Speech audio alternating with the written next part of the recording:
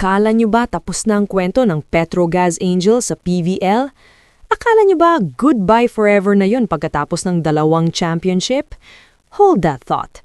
Kasi ayon mismo sa team manager ng Petrogas, may very big chance na bumalik sila. So, ano ba talaga ang nangyari? Bakit biglang nawala ang isang championship team? At ang katotohanan sa muntikang pagme-merge ng Nextled at Petrogas pero na-block lang ng PVL? Ito ang buong kwento, walang filter, diretso at malinaw. Unahin nating linawin to dahil ito ang pinaka-importante. Hindi disbanded ang Petrogas. Ayon kay team manager David De Chupa, ang ginawa ng Angels ay leave of absence lang, hindi tuluyang pag-alis sa liga. Sa interview niya sa Power and Play ni Noli Ayala, diretsahan niyang sinabi, "There's a very big chance." Malinaw yan Hindi baka, hindi tignan natin, kundi may malaking tsansa talaga. Dagdag pa niya, wala naman daw malinaw na rule ang PVL na nagsasabing bawal o pwede agad bumalik. Ang proseso raw, simple lang. Kapag ready na sila, mag-a-apply ulit at ang PVL board ang magdedesisyon.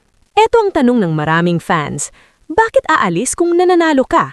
Tandaan natin, Petrogas ang naghari noong 2025, All-Filipino Conference at Reinforced Conference, 2 pinaka-importanteng titulo sa isang taon.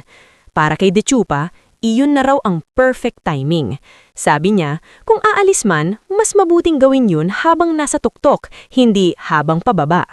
Aminado siya, masakit ang desisyon. Hindi lang sa management, kundi pati sa players. May nabuo na raw talagang pamilya. At para sa mga atleta, hindi biro ang magpaalam sa team na naging tahanan nila ng ilang taon. Ngayon, punta tayo sa pinaka-controversial na parte, ang muntikang pagmamerge ng Petrogas at Nextled. Contrary sa akala ng marami, hindi volleyball ang unang dahilan kung bakit ito napag-usapan. Ayon kay De Chupa, business deal muna to bago naging usapang sports. Plano sana nila na gamitin ang Nextled products bilang freebie sa Petrogas stations. Posibleng magtayo ng Nextled stores sa malalaking gas stations. So, kumbaga, corporate partnership muna. Pero habang tumatagal ang usapan, napunta ito sa ideya ng full team merger at doon na pumasok ang problema.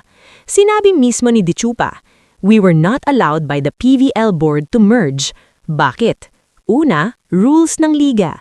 Pangalawa, competitive balance. At pangatlo, may 4 na sister team sa PVL kaya sensitibo ang usapin ng player movement. May takot na baka mag-set ito ng precedent na pwedeng abusuhin sa future. Kaya ang naging desisyon, Nextled na lang ang magpapatuloy, Petrogas ang magli-leave. Pero dito mo makikita ang class ng Petrogas management. Hindi nila basta iniwan ng players. Ayon kay De Chupa, lahat ng 16 Angels siniguradong may bagong team. Sila mismo ang kumausap sa ibang team managers. Tipong, may kailangan ka ba? May open spot ba? Hindi ito basta tanggalan. Ito ay responsableng pag-alis sa liga. At para sa liga, malaking bagay yan. Para naman sa fans, may malinaw na mensahe si De Chupa. Kahit nasa ibang team na sila, Angels pa rin yan. Isa sa mga binanggit niya ay si Brooke Van Sickle na matagal na naging mukha ng franchise. Ang panawagan niya, suportahan pa rin ang mga dating Petrogas players. Kahit iba na ang jersey, dala pa rin nila ang kulturang Angels. So ngayon, ano ang ginagawa ng Petrogas? Habang naka-leave, hindi naman nawawala sa sports ang Petrogas. Patuloy pa rin ang suporta nila sa LaSalle Men's Basketball, LaSalle Men's Volleyball. At ayon kay De Chupa, may ongoing talks pa rin sila sa PVL kung paano sila pwedeng makatulong sa liga kahit wala muna silang team. So ang bottom line dito, hindi pa tapos ang Petrogas story. Hindi sila nag-disband at oo, may very big chance na bumalik sila. Ang tanong na lang, kailan? At papayag ba ang PVL board? Ikaw, anong tingin mo? Gusto mo bang bumalik ang Petrogas sa liga? At kung bumalik man sila, makakabalik pa kaya ang dominance nila? At makakabalik pa kaya ang ibang mga Angels?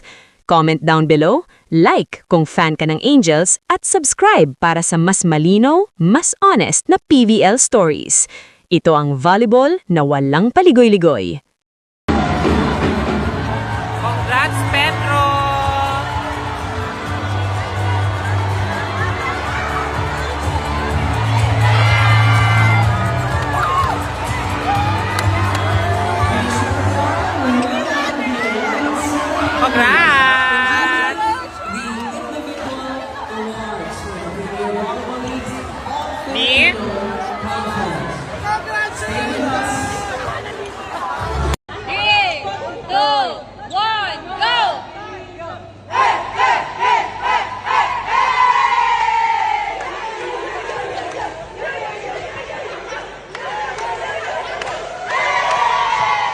Someone stole my puffer jacket.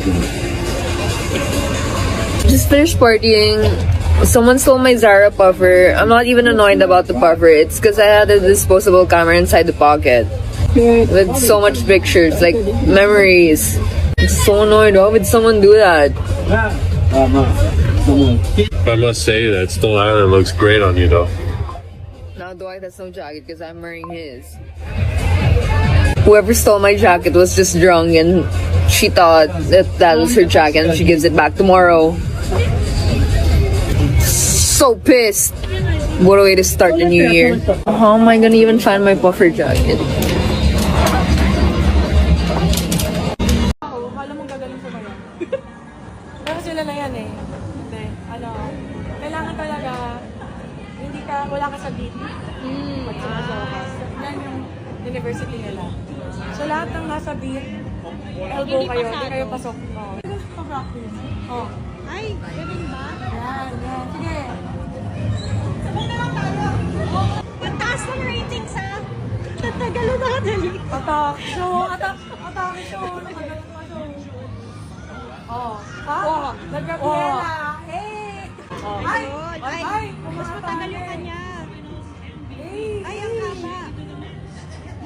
Ay! Ang tigas! Grabe na!